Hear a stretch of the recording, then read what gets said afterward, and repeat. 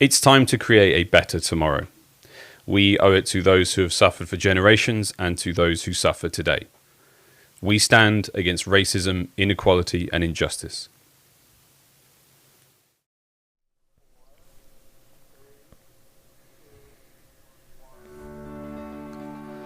The Call of Duty League stands firmly against racism, inequality, and injustice. Let's make change together. Activision Blizzard has made a donation and set up a goal of raising over $4 million to help provide transformative opportunities to Black Americans to eliminate systemic racism and discrimination. Go to callofdutyleague.com/impact for organizations recommended by our teams and links with information on how to get involved. During the Minnesota Røkkr home series this weekend, we will be raising money to stop police brutality and help building efforts in Minnesota. Our players have chosen to wear the message on their jerseys. #Justice for George Floyd. In honor of George Floyd, Minnesota Røkkr is supporting organizations addressing racism, inequality, and rebuilding locally in Minneapolis and St. Paul. Efforts that are supported by the Call of Duty League. Please head to røkkr.gg/donate to learn more about these organizations, and please consider showing your support. So, gentlemen, welcome to the Minnesota home series. Again, we thank you all for tuning in. My name is Miles Ross, again, one of the commentators taking through this weekend. Again, it's a strange time, not the usual way we introduce the show, but pressing times, man. You know, very, very important day to be alive. And Phil, haven't really spoken too much about this, mate. Hope you're going well. What's going on, brother? Yeah, I mean, I think we all know currently the world we live in right now needs change, and I think it's something that we have to address. I think, you know, and we should. So it's, you know, for me, been a time, and to address my, you know, personal kind of aspect on this is to educate yourself, to learn about this, to understand this. I am someone who have grown up with such a privileged background in moving from country to country and now continent to continent, and I've dealt with no issues, you know, and I can only imagine and try and understand and try and educate myself the best that I can. And I think that's been a time for me to reflect on this kind of stuff. And more importantly, I've learned is hold people accountable, whether it's your friends, your family, whatever. Try and educate, hold people accountable. Racism needs to end. The world needs change, and the world needs to be better. And I think it's a touchy subject, but it's, you know, one rightfully so we should be talking about. Yeah, and to echo what Phil said, you know, we're all made equal, but we're not treated equal. And I think that's a very powerful statement because it's so simple, right? Like, it seems simple enough to do that, yet we haven't been able to do that in the United States for so many years. It's something we have to fix. The foundation of the U.S. is life, liberty, and the pursuit of happiness. Like, if we can't protect life, if our forces aren't protecting life, then we need to start over. So I think it's something that we definitely need to fix, and it starts with the individual. Every single one of you in the stream right now, you can make a difference. Educate yourself, learn about what's going on, and let's make a change. Boys, I could not have said any of that better myself. And yeah, to echo both of your sentiments, the last few weeks I have spent a lot of time talking to colleagues and friends about how this impacts them personally, you know, or people of color. And it has been like gut-wrenching, truly gut-wrenching to hear what life can be like and what life is like in a lot of places for people of color and for Black Americans, and how hard this is. So I truly believe that it is our duty to hear those stories, to educate ourselves, to do what we can personally to allow those stories to be told, and to do anything to help, you know, educate, call it out, whatever it may be. Like, no one's perfect, but if we can just do a few of those things, you know, this is a human issue. This is a very, very personal issue. If we can make their lives better, we're talking friends, we're talking colleagues, you know, family members, anything, make their lives better, make the world a much better place. And as cheesy as that sounds, it's true. And without further ado, friends, you know, we're as serious as this weekend is. We're still here to have fun. We're still here to have a great time, and we're still here to watch some of the greatest Call of Duty the world has to offer. So without further ado, let's get into this one. Welcome to the Minnesota home series. Not to forget what's going on around us in the world, but we do have to enjoy these moments as we can. Chicago have won the last home series, and they're coming into this one as a champion, boys. Not to mention the fact that Atlanta are coming as champions, and so are Dallas. So this is a stacked event, boys. This is the most exciting exciting COD League event I think we've had so far. This home series is going to be truly one to remember. The Huntsmen, a big win, Phil. Again, the Seattle home series finals, they took down the Royal Ravens. We were there. It was exciting. It certainly was, and I think the Huntsmen are going to be coming in here with all that momentum, and they're going to be feeling good. But I think they know, we know, everyone knows they haven't faced FaZe, they haven't faced Dallas, and that is what we're going to be looking at, very soon. But again, there's many other teams in this tournament, and there can be dark horses, there can be teams that come out of nowhere. But it seems like Prestini's fitting in well to the Chicago Huntsmen, enjoying himself back reunited with his brother. Yeah, it's great to see these results as well. This is the race to the top here. And again, coming into Minnesota, these teams have had a rough run against each other, but no results for FaZe and the Huntsmen so far. That could be the matchup to watch here this weekend. And of course, Dallas have had their run against FaZe and their runs against Huntsmen. And again, all of these teams, the possibility that they will all meet here at this weekend. Oh, it's going to be good, boys. But yeah, the CDL points presented by Game Fuel. Again, that top three, very, very solidly cemented. But there's a lot of wiggle room there. And there's even more room at 4th and 5th. Florida and Røkkr can have a couple of nice performances here and climb those ranks. Dude, we have our top 5 teams. Like, this is going to be a wild weekend. At the end of this weekend, we will know who is the best team in the game. It's really up for debate right now because those top 3 all have 2 wins, right? One on land, one online. So it's really up for debate. We might see a FaZe Huntsman matchup. There's a lot of storylines here, and I think we will know who's going to reign supreme or who's the best team by the end of this tournament. We could well do, man. I mean, the question's always been there, and now that they're going to go up against each other. Yeah, right? Well, hey, crazy things can happen, but we'll see if Surge win. Hey, who knows, dude? I'm not going to rule it out. Let's take a quick look at the bracket here, of course, for the Minnesota home series. Group A, oh boy, that is a stacked group. I hope you've all built your brackets. Again, you can go to callofdutyleague.com and take care of that.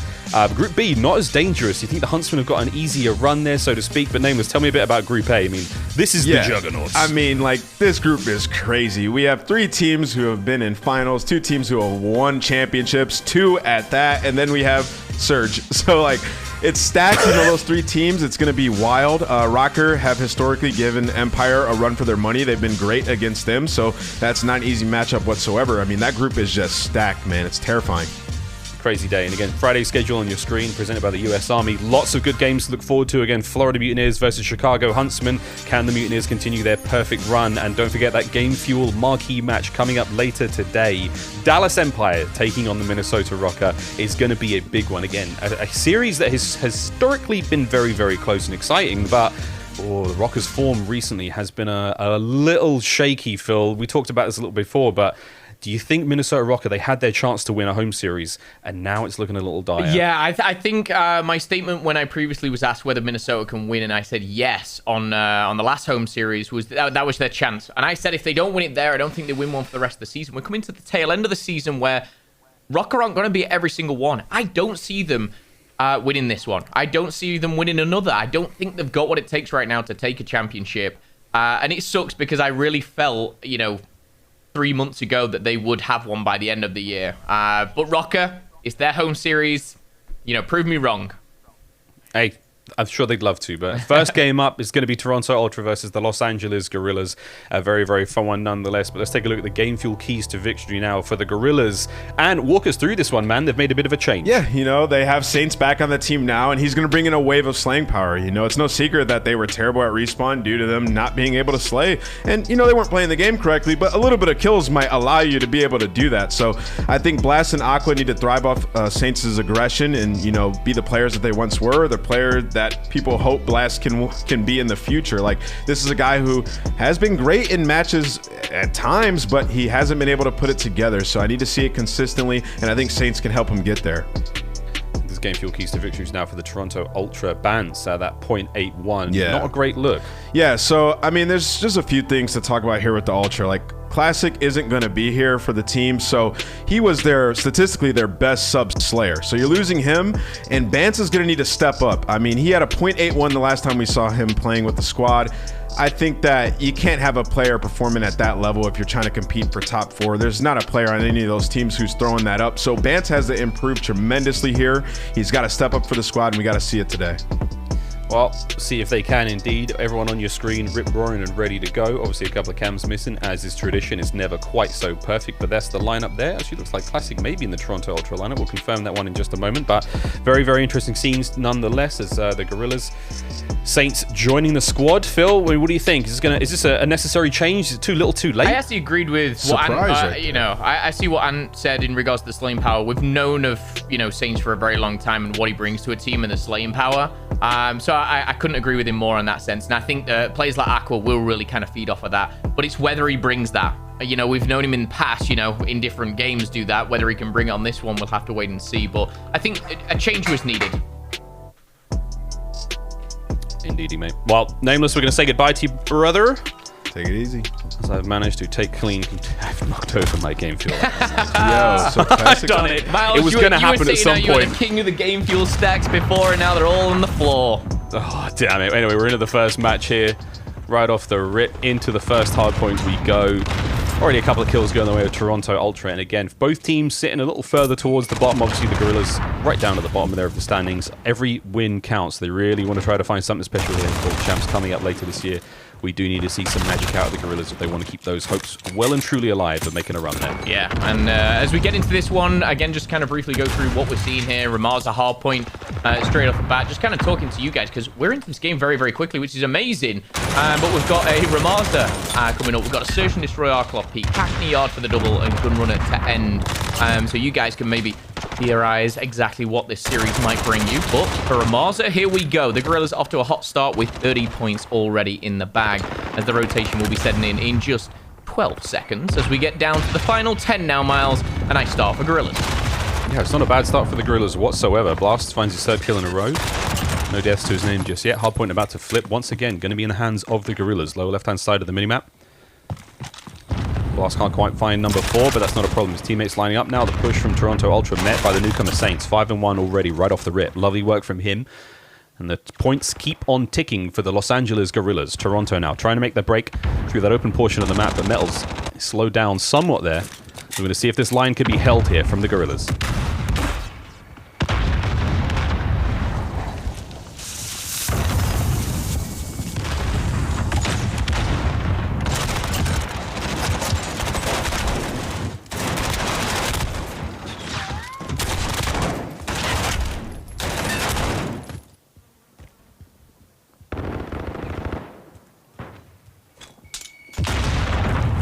Yeah, not bad break in the end, but with only sort of 18 seconds remaining on that hard point before they did manage to get it. Now with the final 5 ticking over, we move to the barbershop. Aqua trying to hold down the gun saw.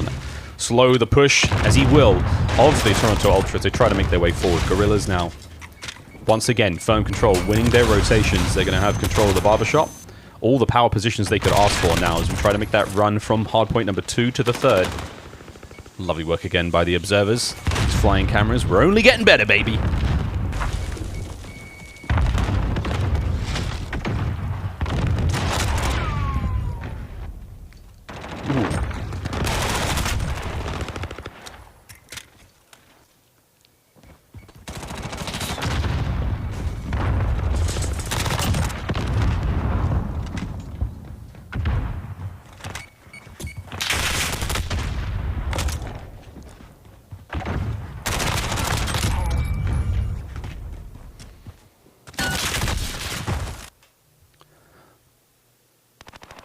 So far, so good as we continue to see the run. The Guerrillas, once again, of those early rotations. They're 4 for 4 so far.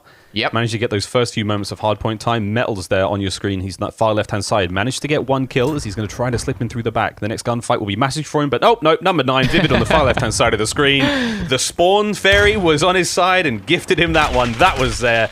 That was a goodie. What a way to start the weekend. 102 still leading here is the Los Angeles Guerrillas. Have had their feet well and truly first into the hard points, and they have not relinquished that lead so far. Breaks now on from Toronto Ultra as they try to break in through the back. Vivid's going to be spawning out somewhat, but again, a solid chunk of time already garnered. They have the ability to push this once more, I believe, but we may or may not be seeing the rotation go down. A little bit of a pensive back and forth as the 3 members of the Guerrillas now committing to the push. Vivid in downstairs finds his first kill. That's going to be a little bit of time, but you still have plenty of Toronto Ultra members in place. The trades go down. And that is going to be a Toronto hardpoint for the time being. But once again, that rotation, Los Angeles Guerrillas. Yeah, looking good. 7 seconds left on that timer as well there. I think it dipped out for a second. But I'm back here, 109 to 95. And the Guerrillas, they have a strong lead here, Miles. But the Toronto Ultra have been chipping away at that. And a shout-out goes to Medals with 16 kills to his name.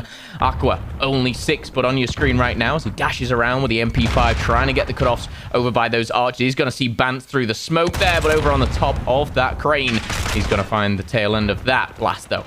Trophy system does go down. And again, the Guerrillas start to widen that lead. I mean, perfect rotation so far from the Guerrillas in our first set of hard points. They have just ran this one from start to finish. Not what you would have expected against Toronto Ultra, but still early series yet. Metal's now 18 and 10, trying to make his way through the back. Vance, big, long, tall neck, pokes through the smoke, doesn't find anything. Cammy goes down as Saints finds a couple more kills. He finds himself another there with Vivid on point, and it's a lovely bit of work there from the Guerrillas. 3 in a row for Saints as he sits himself at 15 and 11. And his first performance since, before the LA home series, a long time ago since we've seen Saints here on the roster. It's been a while, and again, like Nameless said, he brings a big slaying factor to any squad. And again, with that slaying being an MP5, he's up, he's aggressive, and he's getting those all-important kills, and it really is showing here. Guerrillas doing a strong job. Vivid blasts as well, lighting up that kill feed, and is contested for now. But of course, with 50 seconds left, you can't think about the next one just yet. Aqua holding down construction, rotating around. He should find one, but his teammates have dealt with not one, but both of them. And the last up top construction, I think he's on the hunt. And Aqua, is he going to still be alive? He is there, and he is going to get that kill. Bance is going to fall, and the time still going in favor of the Guerrillas. Started so strong. Starting strong and have not relinquished that whatsoever. They're still looking great. Aqua's still up top. Power position to be had, and he's still finding those kills. No one has dealt with him whatsoever. Fantastic look here for the Guerrillas as they're going to maintain control of the first hard point, still keeping one eye towards next. What will we see now? As Toronto are going to have a little bit of life there as they make their way into a second. Number 1 on your screen, Classic. Rumours of him being off the bench for family reasons. Firmly see himself back into the squad now. The first time we will see a hard point not be going to the Guerrillas right off the rip. Will this be the turnaround point for the Toronto Ultra? Yeah, I will say, I've actually just looked at the scoreboard, saw Classic's name, thought, hang on a second, but 8 kills. He's not been having the best of games just at this moment in time, but there's plenty of time to turn that around with 60 seconds between these two teams here. Now, Toronto are in the electric shop here. Method trying to lock down the back with the trophy system in that M4, but he's only going to find himself a double before getting taken down. Decimate, a blast coming in from behind now. Decimate finds not 1, not 2, but 3 as him, Saints, and Aqua slide on in, take the hard point by storm. And with 25 points here, Miles, this could put them over the 200 mark. And again, the mental game starts to kick in. This is where we might see Ultra get a little bit panic mode. Oh, don't want to get panic mode just yet. Nice bit of a pinch work there as Blast comes over that side wall and manages to make safe the hard point. A solid break and a solid hold. Nets a good 30 seconds of time there for the Guerrillas, and now they're looking towards next. However, shoes on the other foot now, my friends. As you can see, Toronto Ultra gearing up for the next hard point. A different shade of purple. We'll be finding that barbershop. Lined up Cammy here on that crane position. The lone defender for now as his teammates are trying to find space in mid, but it looks like the play now developing for Aqua. Dead silence at hand as he slips right on through. He's inside the barbershop with Cammy right now, and he has no idea. Allowing more reinforcements to come through, and another big kill from Cammy as he stays alive there on point. Yeah, the concussion was great there, and the slide was even better, but it just was unfortunately lined right up with Cammy there in the line of sight here as the grenade goes out. That's going to hit a trophy, but back on board with Cammy. Still soaking up that time, and he's finding another one. Blast is going to go, and with 30 seconds left, Ultra, they need to take it all here. But as well, Miles, you have to think about rotation. This last 25 seconds is going to put you about the 190 mark. You are still going to be behind for the Guerrillas. Guerrillas, do they give it up? Do they hit that rotation early? It looks like number 7 and number 8 are already over there. Classic getting shot in the back, but all the kills are going in favor of Ultra for now. This could be a bit of a nail-biter as we see the beautiful overhead view. Shout out to those observers. It looks like Ultra are going to be pushing over the catwalk here as well as through the middle. It's a very, very tight defense, though, for the Guerrillas. They've got every single member of the team in on amongst that construction site. Trophy sit down as well. Classic now trying to enter through the ground floor. Gets upstairs, finds his first. Up above, his teammates are doing the job as well. So, wow, the break is on from Ultra. The kills are still going their way, but they still have a little bit of resistance now from the Guerrillas. Saints on the back of the stairs. Decimate right in through the back door. Cuts him down as Blast finds 3. Can Cammy continue the pressure here? He finds nothing there as Saints, the newcomer to the squad, gets involved, and now it's 30 seconds for the win for the Guerrillas. Metals dancing in and out, trying to keep the dreams alive for his team, and panic stations fill. Somebody's panicking. I'm not sure who it is just yet, though. I don't think it's Metals. That's one thing for sure. He's just hit his 30th kill, should I say.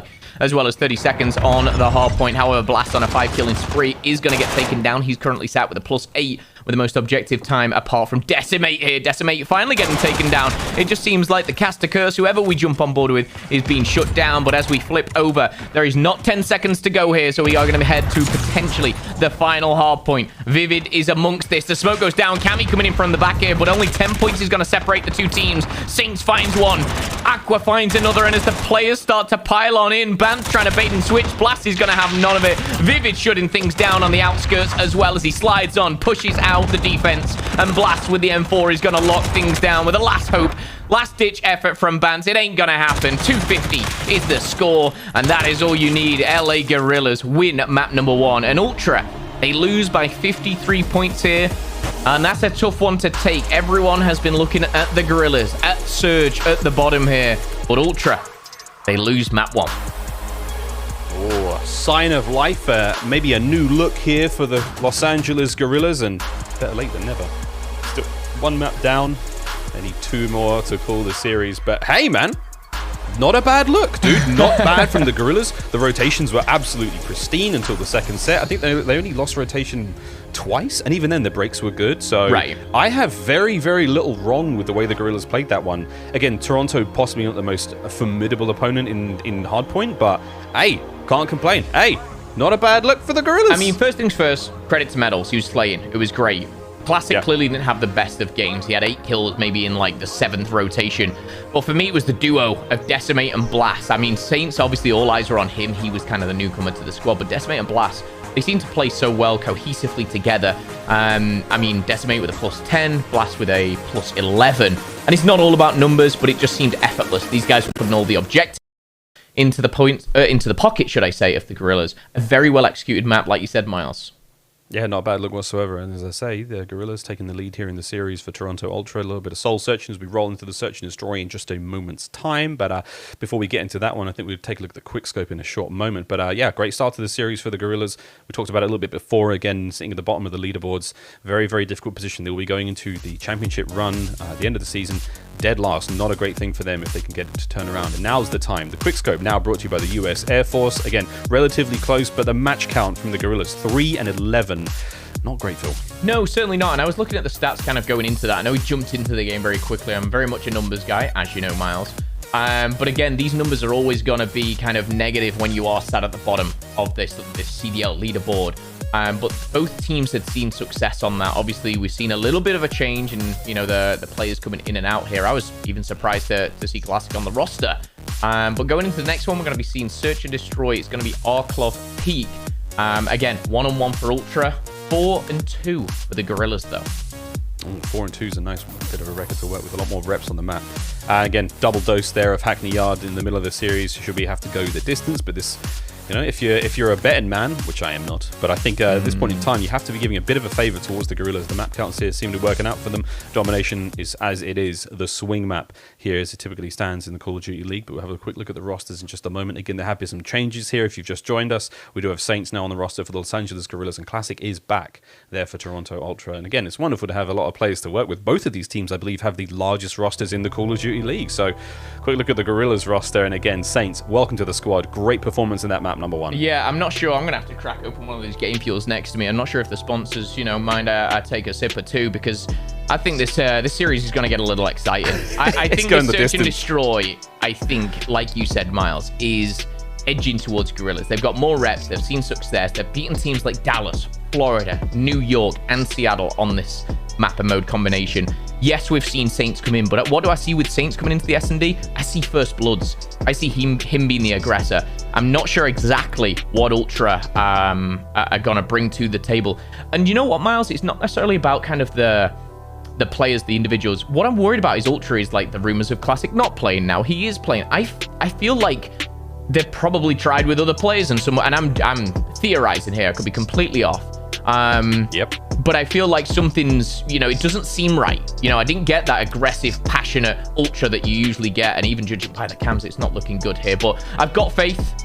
I am so Ultra when it comes to Toronto. But by all means, we should be seeing something come out of these guys. I don't see this being a clean sweep. I don't see it being a 3-0. Ultra, show us what you got.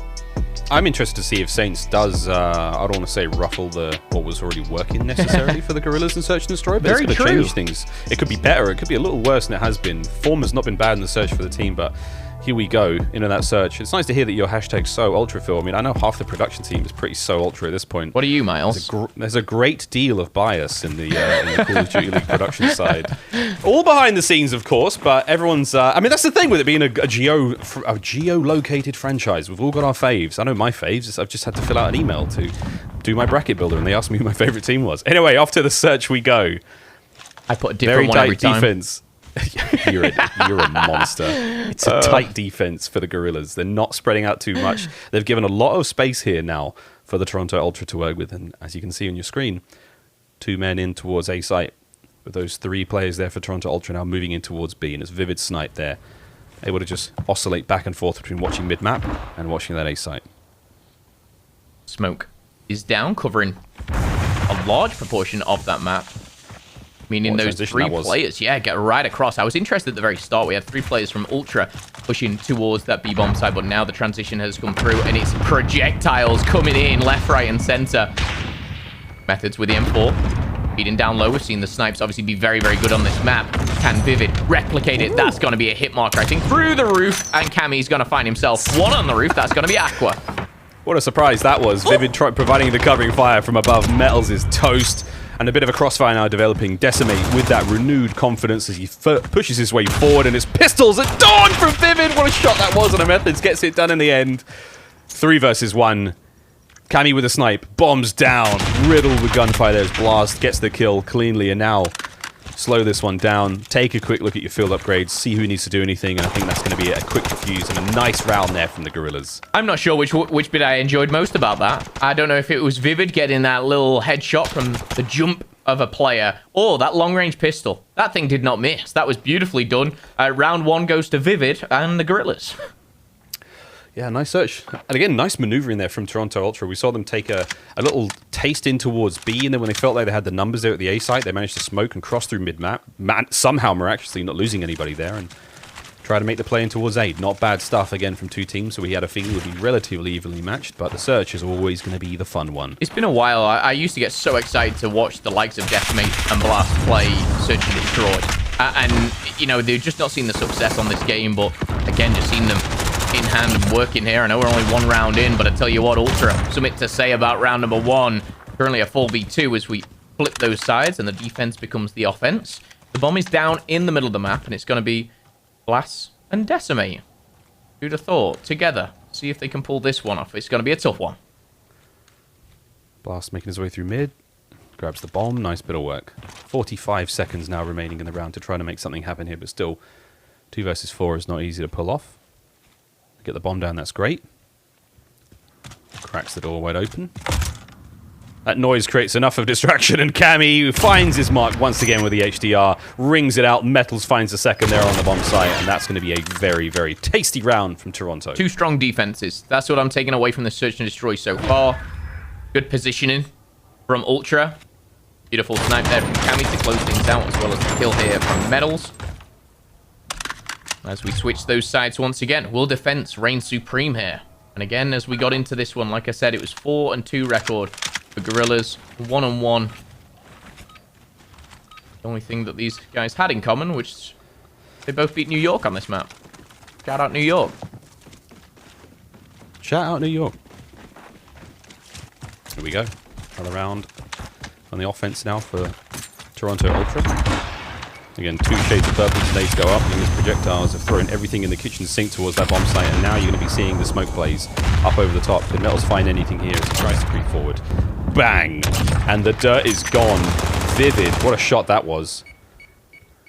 Decimate still lying in the dirt, it seems, down there in the trench. But all the action going down by A. I think Metals might have seen him decimate. Look at the shadow. Look at the little shadow there on the left-hand side. It's Aqua, and he's gone. Method sees it too.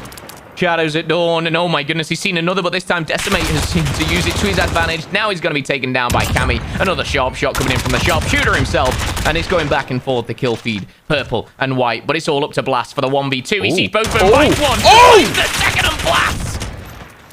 the double to end the round. Good positioning. Use the hill to his advantage here. Nicely done from Blast. Toronto Ultra were just holding hands in the trench there. What were they doing? Exchanging love letters. What was that about? Blast just comes in.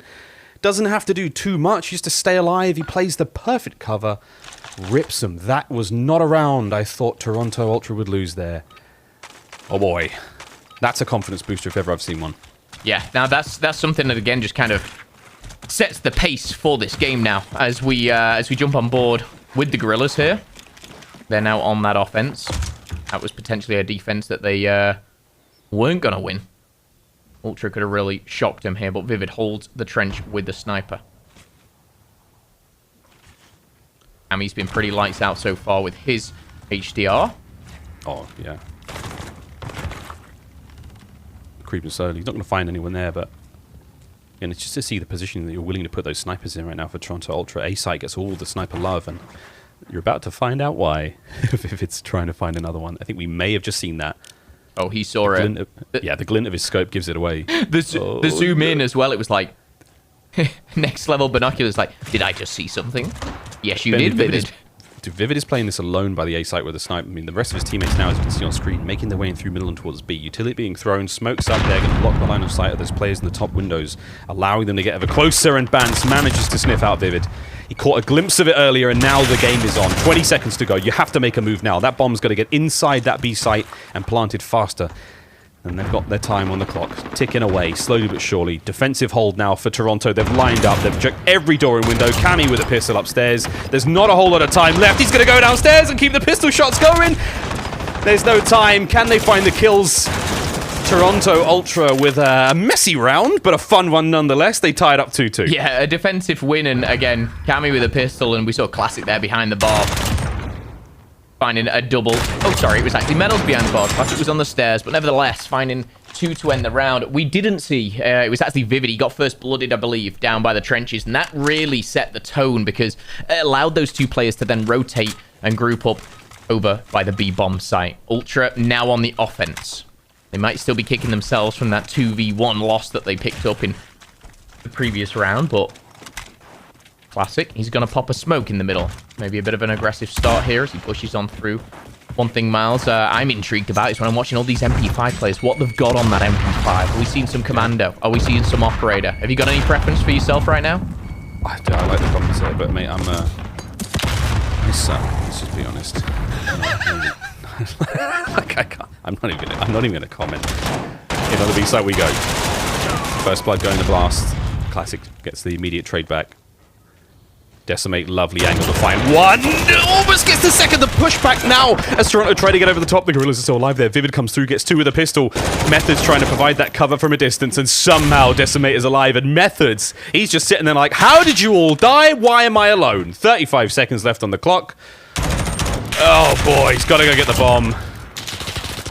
And he's got to try and get a plant with 30 remaining. Yeah, Method's got to find something pretty magical here. How they died, though, to answer your question, it was Vivid coming in from the back there with a pistol, and everyone was so focused on the play behind the bar. But Vivid found himself a nice couple of free kills as the bunny hop of Methods slide around. Chef Tony, we'll see you next round. Oof. Mamma mia. Good round there from the Guerrillas. Boy, this is always good, man. I'm not kidding. Like, I don't care about... I want to call it competitive integrity. I just want to see Arklov Peak Search and Destroys all like season long. Just give me more Arklov Peak. They're all lit. What is it that you like about it? Is it the diversity we get of a bit sniper? of everything. Yeah. It's a huge map. It's plenty of space for 5v5. We get snipes. We get lovely transition plays. We get the action inside the bomb sites. It's just tidy, brother. It's just tasty. Give me the drama. Speaking of drama, no kills for Akko. Well. I think that answered my question here. As Vivid, he's going to be holding the trench once again. This didn't work out for him last time in the same position, but... Oh! Flicked onto him. Nice. Didn't connect. Great reaction. Yeah, great reaction. No connection, though. Oh, boy. Up over the top. Cammy. Dead before he even hit the ground. Methods, lovely position in low trench. Manages to find the answer back, but there's that sniper scope. Decimate creeping forward, gets taken care of there by Classic, and on the flank, Aqua manages to get himself on the board, and a nice kill to get it done as well. 3v3 now on the A site. Yeah, using that rock to the advantage, just trying to get a little bit of a peek here as the sniper battle was won this time around by Vivid. Smoke going down, this is where it can get a little bit chaotic. Classic's down low. He's going to find himself dead by Vivid once more. Medals answers back, and again now a 2 versus 1 is Aqua this time around. He's already picked up 1 this round. You said he hadn't got a kill before this, Miles. This is time to go hero mode. 28 seconds left on the clock. Bomb is down. Aqua. Little hop round the corner. Oh, big tags, big tags, big tags! Hit by with a pistol! Not able to get too much more out of it. The reinforcements from Toronto Ultra arrive, and with that, they tie things up 3-3. Not a bad play, though, from Metals. I mean, Bance got there in the end after he heard those first few shots, but Metals was actually on the tail end of his Dead Silence play there, so if he still had Dead Silence, it's possible he could have gone all the way around to the trench, given himself more of a fighting chance there on Aqua in that position, but all's worked out in the end. Nice work there. Tied up 3-3. Good search, baby. It's a good search. Yeah, very back and forth, and I think this is a map as well, with the Guerrillas and how they started. Ultra... Sounds so obvious saying it. You don't want to go 2-0 down in the series. You don't want to go 2-0 down in round 1. But first map of the home series, it's kind of like every single eye, every COD fan that's been waiting for this is watching you guys. A big, big game here for Toronto. One, I'm sure they're wanting to pull out the bag and even up the series with to give themselves a little bit more confidence. But Aqua shutting down that confidence. Vivid shutting down that confidence. He's finally going to fall himself here, but with 60 seconds, the numbers favoring the Guerrillas on the defense now as Saints. This is the aggressor. It might be a slow play, but it is aggressive nonetheless. He's staying so close. I mean, this is it. It's a slow play now. He's on his belly crawling across those rocks, and Methods has got no idea. He's slowly but surely coming up behind him. A kill from Methods in this position would be great. Bomb's now moving its way in through mid-map. Too late, mate. Watch that bomb. In the hands of Bance now. Possibly try and change hands. Change directions, rather. Beautiful. 30 seconds left. I mean, it's a 1v4, Phil. It is. Again, I'm a big fan of that play from Saints. It's slow and steady, but it wins the race almost. You know, this is the type of player he is. He doesn't like to sit back, sit still, and that's something that he's going to bring. And I'm not saying everything he brings to the team is, you know, better than the previous, but I think it's been... Well, one of those aspects that we love about Saints is that that aggressive play style, no matter what the game mode. Excited to see what he's got in Dom here, but still in the S&D as the clock ticks away. And get into the next round. M4s, MP5s. I'm sure we've got some snipers going down. 8 kills for Vivid. Currently top fragging for his squad. But on these first bloods again, they've been pretty instrumental for either side. Only 1 bomb gone down. I mean, Bance managed to get 1 bomb plant. No one else has been able to do too much. It's been nothing but kills either side for ending out these rounds. Slight change here as we're seeing the Los Angeles Guerrillas managing to get through and towards that B site at the very least and across that map without losing a single player. It's on Vivid now. Lovely bit of work, finds one. There's going to be plenty more around him, but how is he going to attack this position? Tons of angles to be hit here from this house position. Oh, Vivid heard the shot. The HDR at the back and the assassination comes through and actually Decimate gets the kill. Vivid's still alive. What a run this is from the young man. He's still good. He's still good. Through the wall onto Bance. What a run this has been from Vivid. Yeah. 2 kills, 1 assist. Yeah, he didn't get taken down from Bance. He comes back and he haunts him with that. The Dead Silence continued and he was able just to get up close and personal with the MP5. He ain't done yet. Metals, he's down. Vivid really turning up in the search and destroy for the Guerrillas. And now, for the first time in a long time, there is a bigger separation than just 1 round between these two teams. Beautifully done by Vivid there. Yeah, Vivid. I mean, this is the big difference maker was there was Vivid was able to actually get in towards the top of B house, where the other rounds we saw the Los Angeles Guerrillas attempt that one. I mean, the B house window pressure was too strong, and they couldn't get through mid map. They managed to lose a player or 2 off the rip, and then the whole game plan goes out the window. Now you're sitting at map point. Again, that round could have been so different. Vivid gets taken down from the first. He doesn't make the first, second, or third kill there, but he's now got 11 to his name. Double digits for him. 90 seconds on the clock. It could be the last 90 seconds as smoke is going down for Ultra. The glare coming through straight into Classic's point of view. Stacking the chips towards A. It's going to be Toronto Ultra as they're making the way in. Just past that halfway line there, that broken house. 3 men stacked up on the outside now. Vivid could maybe get more than 1 with a single shot, but now he's not going to be greedy. He's going to take care of Classic. Put that AX-50 back to good work. Lucky through the smoke he will not be, but that's not a problem. 2 rounds left before a quick reload is needed.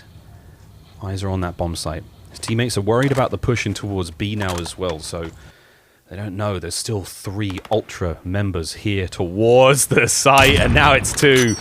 Vivid has once again taken a round on his shoulders. Methods, what have you got? Try to take care of that sniper. I mean, he just knows Vivid is there, and Vivid is literally picking their team apart right now. He's about to win him the whole search and destroy. I think he's dropped to 12, and now with Methods weak, Saints aggressive once again, slides on through to the trench, will close it out for the Guerrillas. I'm not sure who picked up that last kill, but one thing I will say, Miles, is the Guerrillas are looking good, and Vivid is looking hot with that sniper. Very, very tasty work coming out of the Guerrillas there. A 2-0 lead in this series. A surprise for me. I know my bracket's looking very dumb right now, but hey, it's a long weekend. The Guerrillas. A strong, strong start. Now we go into a Domination Hackney Yard. Toronto, tricky. Very, very tricky. Team now, you know, they've got to make a bit of a comeback. They've got to make a rebound here. But again, first series in the tournament, nothing major for them. Yeah, I don't know. Phil, it's going to be fine. They can bounce back. Solid team, but they're looking out of sorts, man. It's not the same Toronto we know and love. Yeah, my bracket's messed up already.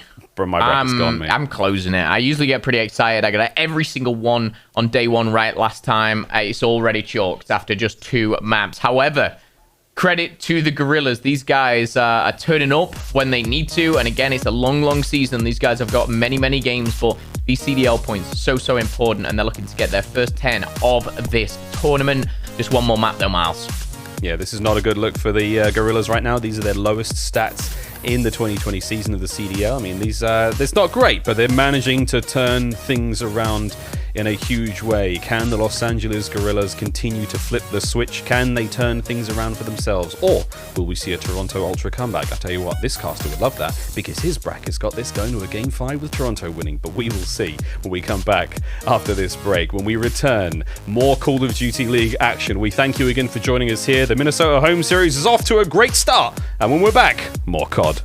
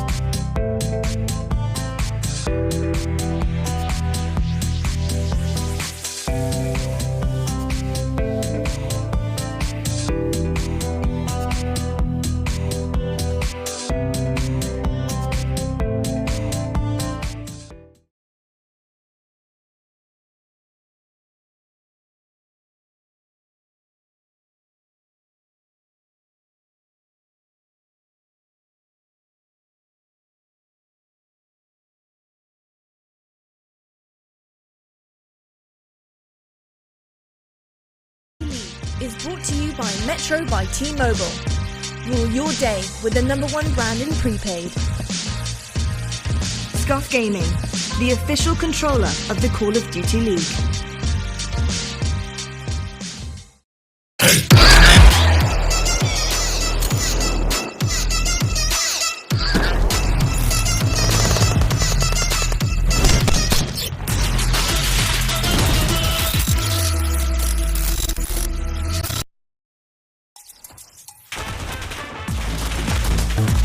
This is your Scuff Team of the Week, a super team built with 5 of the top performers at the most recent event.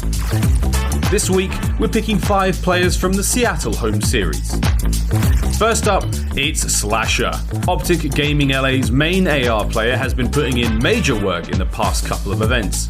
In the Seattle home series, Slasher slayed out of his mind in every game mode, earning the highest kill count of the entire weekend.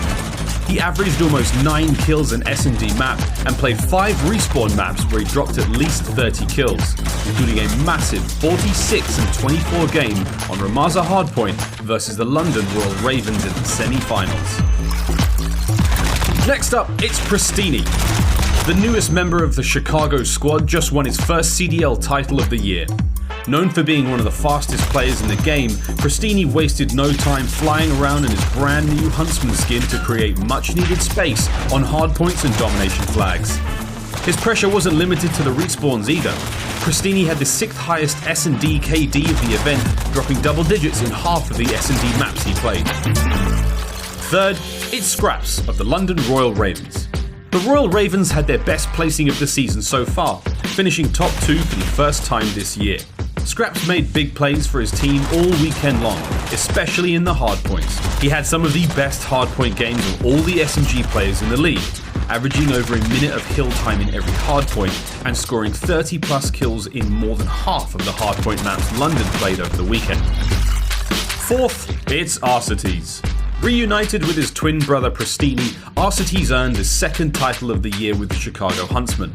Arcetes played a solid game all the way up to the finals, but once he got into the final best of 5 of the event, he turned it up to 11. He was an absolute menace in every respawn game of the finals, dropping 30 bombs in both of the hardpoints and going 24 and 13 in the domination. Arcetes had the 6th highest hardpoint KD of the event and the 2nd highest hardpoint KD of any flex player. Finally, it's Mac of the New York Subliners. Mac is shaping up to be one of the best mid-season pickups in the Call of Duty League after a strong performance in the Seattle home series. He had some of the best domination stats of the weekend, scoring the 3rd highest domination KD and the 6th highest average flag caps. He dropped 30 bombs in half the domination maps he played and had the weekend's highest total kill count in the same game mode. That's your Seattle home series Scuff Team of the Week.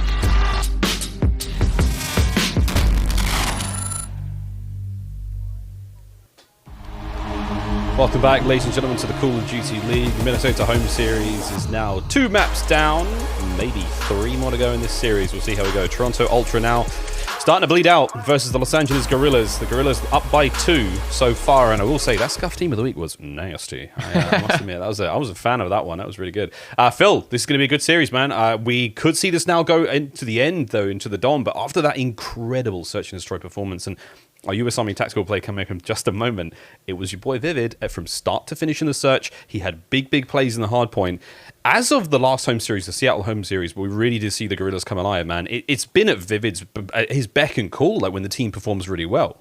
I think it's been a good showing for him, and I think as we go through these highlights and you guys are treated to such beautiful gameplay, he's a player that's come in, and again, he's been an amateur player that's broke into this scene, I feel. And we see players come and go. We've already seen players be subbed in and subbed out, but he's been subbed in and he's remained subbed in. There's a reason for that. He's made an impact on, all the game modes that he's been a part of. Search and Destroy, obviously, is a big one. And I think he's kind of flourished in this moment, and we've seen the best out of him, whether it be his MP5 chasing down Blast there, Bant, should I say, or if it's just him with a sniper, the pistol. We've seen him literally in this game alone. Double kills with pistol, double kills with sniper, double kills with an MP5. The man can do it all, but I think it's his game sense which is so impressive for me. His Search and Destroy really is kind of above most. Yeah, I mean, to begin with, when we first saw him playing in the Los Angeles home series, I was like, oh, he's just a young Channing Tatum. Nah, dude, he's now Vivid. He's truly become a player in his own right, and he's garnered the respect of fans and players alike right now with this kind of performance. We're almost ready to roll into the Hackney Yard domination, my friends, and this is going to be it. Turnaround point for Toronto Ultra if they don't want the series to go to bed just yet. And here we have it, my friend. Dom, always a swing map. Very difficult to accurately predict how these ones go down, but for the Guerrillas, it's a new look with Saints on the roster, and they're looking fine.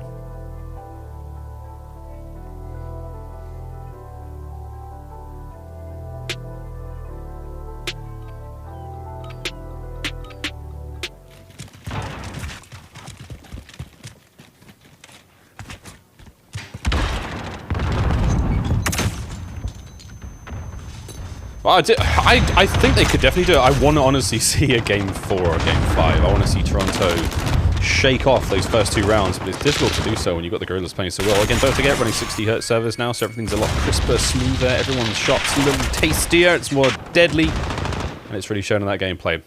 Solid starts again from the Guerrillas. Not able to quite get control of that B flag yet, and again, watching out for any shenanigans here on Hackney Yard. Keep an eye on those top left-hand corners, the top right-hand corners for some spawns. But before we quite get into that one, you can see these shots still continuing in Toronto with a nice early lead. B flag will now flip. Let's have a quick Astro Gaming listen in with Toronto Ultra. Oh, nice. Okay. Oh, mid-crate again. Mid-crate, that's 80. Mid-crate, that's 80. One's top L. Let's try top scarf. I have it. Spawn green. One more green. Absolutely one door. Yeah. Spawn green on you. Yeah, spawn green. Spawn back aim. I'm here. Yeah, one's actual. Spawn green. They should be standing green. I'm holding top L. Top L, dead. Nice, good shit. One more top L. Nice, I got top L. He's flash. He's really weak. I'm watching Scaff, Nick. Could be AC hot, top L dead. Could be AC hot. I'm getting it. I have bottom. Top L dog. I have it door. Their door. I think it's top L. One's top L, boys, top L. 100% top L, Watch Adrian. it. Top L. You push him quick. Pull him for him. Top L. You don't for me. Top L weak. Had to get down. Three dead. Nice, you did it. top L. I'm weak. He's still top L, boys. Top L dead. I have gap. In MP1 Saints. Top L. Dead. That's one. Top L, I'm absolutely. Might go C, yeah. One boys. I'm top Yeah, I scav. don't see guy cop. He's Aqua's cop. Oh my god. That tire's behind me. Yeah, the only bike. The Toronto Ultra Twitter account tweeted in before reverse sweep, and so far so good for Toronto Ultra as they try to climb their way forward into this dom. B flag goes back in the hands of the Guerrillas. Lining up now for a big overextension is going to be that number 0 Decimate towards top end of the map. Cammy trying to battle his way through mid. Decimate there will answer on it. Still trying to keep that pressure in towards the B flag. It is going to be kills going the way of the Guerrillas for now. Bance manages to win those last few, but the Spawn Fairy has gifted the Guerrillas. Very good boys, obviously. Bance surrounded on all sides. And that's going to be it for the push of B. Yeah, and you see number 6 there as well, just holding the line over by the wall. That's actually Saints getting aggressive on the top side of the minimap. But for the first time in this map alone, we see Guerrillas with that 2-flag advantage. How can they hold it, though, with these players now pushing on through? You heard the communications from Ultra. Now they've got to break through. Now they've got to do one better. And that's Cammy sneaking through with the MP5. And he's actually going to find himself a double, maybe a triple. He does find it. He's going to find the neutralization. Not going to find the capture just yet, but he might just do it as he crawls back onto it. Only one player around, and that's going to be Vivid as he gets taken down around L. And we are going to see those 2 flags now go back in favor of Ultra. Nearly 2 minutes of time left, Miles. They can start to really create a big, substantial lead here going into the second side. Yeah, trying to make that difference here in the scoreboard. Cammy, those big 3 kills, man. You see how huge 3 kills can be. Last mention, cut down. Cammy on the push out now, and the overextension is real. C flag's going to be going in the hands of the Guerrillas, but A, for the remaining 1 minute and 20, could well and truly be in the hands of Toronto Ultra. 2 men on the flag cap there, going to quickly secure it, as the remaining 3 have rotated back in towards the center of the map, trying to defend that B flag once again, and it's just back and forth. Aqua winning the gunfight. Now opening up a lane of attack. Methods reads it, open book. Hold the flags. That's all Toronto have to do. 1 more minute, 5 seconds remaining in this round. Yeah, Methods is really finding his zone as well. He's getting comfortable in the positions. He's distancing himself between him and those SMGs, and the M4 is just always going to win. Look at him go. Look at him go. 6 kills in a row. Finds an MP5 to try and find number 7. I like the trophy system play as well. He was really getting into a strong position. And this has been a bit of a struggle for the LA Guerrillas. And again, this is something with 40 seconds left. They're going to try and get into B. Try and neutralize or do anything. But the slaying power just hasn't been there. Guerrillas just haven't brought that same heat that they have in the Hardpoint and Search and Destroy. Of course, we do have another full side here, but it's Decimate now tries to find something. Potentially flank on through. He's not going to be able to find too much medals, though. Tucked in a little nook and cranny, as bounces too. Yeah, it's low across the board, though, for the Guerrillas. I mean, just look at how many flag captures they've got compared to the numbers Toronto Ultra putting up a low lead. It's talking about exchanges there on flags. Decimate maybe getting these 2 kills, but 8 seconds remaining. It would be a nice 3-piece, yeah, sure, but at the same time, the round has started to get a little ugly. And there, as the whistle blows, we will be swapping sides. Toronto Ultra, what a lead that is going into the second half. Yeah, big lead. And again, a much-needed confidence boost, I feel. We talked about, obviously, momentum and how it really has been catapulted here for the Guerrillas. We know that they haven't been the best team in the league, and that's to say it pretty bluntly. But again, going into this one, we saw obviously a little bit of an advantage for the Guerrillas in the Search and Destroy. Dom Hackney Yard, 2 and 5 for Toronto, 1 and 7 for LA Guerrillas. Their 1 victory came against Florida. But have lost pretty much against everyone else. Well, here we go. A little slower push for the Guerrillas. Again, trying to maintain that advantage they have on spawning coalition side on the right there. They keep their A flag right off the rip. But with that, they're going to be able to maintain this pressure. They're not going to let anyone overextend. Vivid's trying to catch these players out as they rotate through mid. Sadly cut down in his own right, but Blast again. This defensive hold by the wall. Lovely shots in a cami. Even better shots there on the methods. Can he one-up himself again? Not just yet. But again, solid start here from the Guerrillas. Very, very smart. Don't overextend. Keep the advantage you've got and play that. And now they can start to work in on B. Got to watch out for number 2, though. Metals has slipped the net, and he's creeping through on the right-hand side. He goes down. Estimate in a very important position as well. He's kind of lingering around that top L mark. Blast finds an up-close kill with that M4. Gets himself an MP5. He's got the versatility now. He's on a 3-kill streak. Saints has found 2 in a row as well. He's bringing the slaying power. And the biggest amount of slaying power here for Guerrillas. We talked about that before the series. But that lead now starting to dwindle away. Plenty of time here as the Guerrillas straight through the smoke. Classic's going to find himself slipping into trouble. Quickly dispatched by Aqua. Bad timing for Saints here. Aqua's going to go down as well. Blast the last alive, and B will now be firmly in control of Toronto. And they're actually going to push these spawns. Look at those spawns now coming in from Guerrillas. This is a nightmare. And they're actually overextending back towards A there. Oh, no. Flag. And I'm not sure whether it's going to be a success for them, but the neutralization will come through. They aren't getting any points right now. Get the neutral, that's great. I mean, if Cammy gets that kill, this could have even been better for them. But Metals, hiding behind that metal door, survives that Semtex thrown in close proximity. And now a quick change of hands. Back into the flags we go. Once again, Toronto spawning far left. Oh, I take it back. Number 9, Vivid. Spawn Fairy strikes again. Now C's going to be feeling the heat right now. Going towards the Guerrillas. 98 and climbing right now. The Guerrillas slowly but surely get themselves back into this one. And Phil, it is not impossible to see this turn around. Look at B right now. C is neutral. B is going in the hands of the Guerrillas. This is 2 players pushing in now. Decimate, a big job, and he's just found himself a W. Saw the skulls come up as they are gone, dead, deleted with a Semtex. And A and B firmly in hands of Guerrillas. They're 30 points down, but they can certainly turn this one around. This is a shocking turn of events. We're not quite out of the woods just yet, but the Guerrillas, they've managed to flip it back to A and B. They're keeping the clock running. 2 minutes 30 remaining. Vivid with a 3-piece before finally going down there, keeping the pressure on at B. It was Decimate up next, and now Saints with the MP5 in the high ground position, trying to maintain control here over the B flag. It's a very, very heavy stack now push from Toronto Ultra. They're going in. They're not going to let this happen. Great kills there as Saints ripped off the top of the AC unit. Aqua. And now we go. Keeping the fight alive at B, Phil. Aqua finds 2 from behind there. He actually just flying right through the middle of the map. He finds 2, finds the 3rd as well. He's going to dip. Can he find the 4th? Not going to happen there. Aqua trying to make a difference, but the neutralization on B does come through. Still a 20-point lead. This is a nail-biter, but for Toronto, they don't necessarily need to jump on this flag. They simply need to hold them off of it. However, with the kills coming in, you're going to start to see them try and take control, and likely so. Unable to get the 2. Cammy, can he make his way forward now? Charging in towards the A flag once again. Bans. Indications around that 0.81 he had in the previous event. Now trying to turn that frown upside down. And this could be it. The trip cap comes through from Toronto Ultra. Full map control. 3 flag domination. That could well and truly be it. Hold this for as long as they possibly can.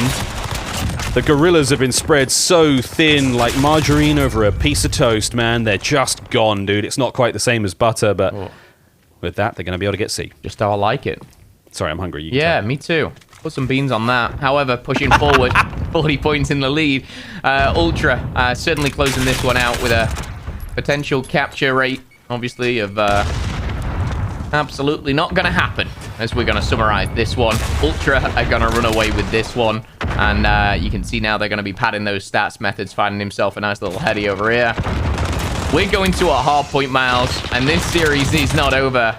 Vivid, I will say, has been looking great and is trying to be making that impact, but 22 and 28 is not what you want to see there. He's had those interactions, but they haven't gone his way. A neutralization will come through on C.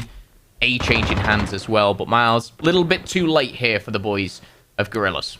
Yeah, I mean, there was nice starts, a couple of big brain plays. They made the right calls at times, but it was just very, very difficult for them to ultimately to break the hold that Toronto had. And again, these final few 15 seconds, the game is well and truly over at this point. We really are padding stats, so you viewers don't quite know what's going on. It is statistically impossible, as of a while ago, for the Guerrillas to manage to mount the comeback here against Toronto. But that is a sigh of relief for Ultra. They get themselves back into the series. And that 187-137 win there will make it 2-1 in the series to the Guerrillas. Still, match point for Los Angeles. Toronto have now got to win a hard point in order to force that search and destroy. This is fun.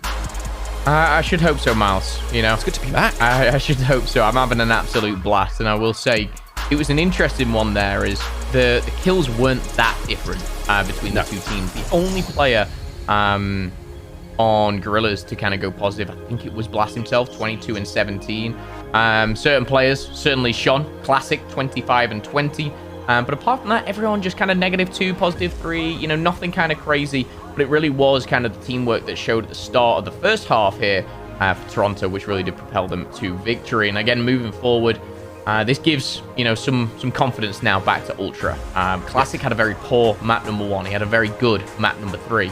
And I think, you know, going into Hardpoint, I think we need to see the best from Classic. You know, we heard from Nameless at the start and just, you know, was told how Classic was, you know, number-wise, he was one of the best, and if not the best, on the team for the submachine gun players. So, want to see that out of him of map number 4, and if so, I think we see a search and destroy again. I hope so, Philip. I really do, my friend. Well, we're going to talk about something now that we don't typically talk about in the Call of Duty League. We're going to talk about gentlemen's agreements, one of the great taboos. But now, boys and girls, we can lean into this sort of thing. So the current gentlemen's agreements that have been effective immediately, this is players have made this decision as a collective to use this or to not use certain attachments. The Merc foregrip is gone. That's one that gives you that cray-cray hip-fire accuracy. No auto-tactical sprint, which allowed... I say crazy movement, I'll leave it at that. And of course, no snaking, which means bobbing your head up and down behind a heady. And a heady, for those of you wondering, is a sort of piece of chest-high cover that gives you a brilliant, brilliant advantage. And bobbing their head up and down, you know, with the way that the internet works, it just means that sometimes things don't quite work out the way you want to as a player. We call them ghost bullets. Some people say that, you know, they're sponging, whatever it may be, whatever your parlance of choice. The gentleman's agreement's now in effect, and we can talk about it. One thing I would say is you can look at this 2 ways. These are the things that the pros don't do. These are 3 things that you can implement to your gameplay to make you better. I do all 3. Deadly I online. put Merc foregrip on. I use auto attack sprint, and I certainly snake. It is fantastic. It is a way to get an advantage. But like Miles said, it is an agreement between the players. Good to be able to talk about it and obviously inform you guys as well, even though most of you probably know anyway, besides the point. But yeah, I'm a big fan of that Merc foregrip. That hit fire, Miles. It's something hip fire. When I think hip fire, I think of my Warzone class. My MP5's got like the 5 megawatt laser and the Merc foregrip, so I've just got like maximum hip fire benefits. I can shoot people across the map without EDS, and it's amazing. So here we go, friends. The Damage Dealt leaderboard presented by PlayStation 4, and this was your boy Metals. Big damage from him in that first map, and again, so far, things are off to a ripping start for the Guerrillas, and it shows mostly on their damage board, but again, Methods trailing in there at number 5, but 3,440 damage in a single map, not bad look from Metals. He has to put up similar numbers now as we go into another Hackney Yard hardpoint now. And again, this is for Toronto's life in this series. They need to make a comeback. I won't lie to you, friends, my bracket builder, I had this series going the way of Toronto 3-2, so I'm actually still on with a chance here. Phil, what did you have? I had a 3-1 victory to Toronto. So after the first 2 maps, I was like, you know what? Put it in the bin. However, technically, you know, Toronto, they can still win. I can bag myself some points. If you haven't made a bracket, I'm not sure whether you can or can't because the tournament started, but if you can, go and do it. And enjoy. Yeah, by all means. Again, going into this hardpoint now, we're looking at 2 teams which, you know, typically haven't had the best, but it is underway and we're already into the action here. We're going to be staying in the Hackney Yard. Just as I bring those numbers up, let's get into it. Yep, straight off the rip. And again, we go to the hard point. Has not quite opened up, but there it is. The bell has rung. Vance puts his MP5 right inside of Saints there and gets the job done. Toronto Ultra. Slight control here. The battle for spawns on the right-hand side of the map. And again, we are a broken record, but it's very, very important. Controlling that right-hand side of the map while having control of the first hard point is paramount. Fantastic work there from Ultra to keep the kill feed well and truly in their shade of purple, but now we are seeing the slight change of hands and again the exchange of gunfire as the Guerrillas try to break it through the bottom side there of the warehouse. Still, have to keep one eye towards those players on the outside of the warehouse trying to take control of the next hard point. Paramount in Modern Warfare, especially on this map, to just keep one eye on the next. Yeah, Guerrillas 3-3 on this map.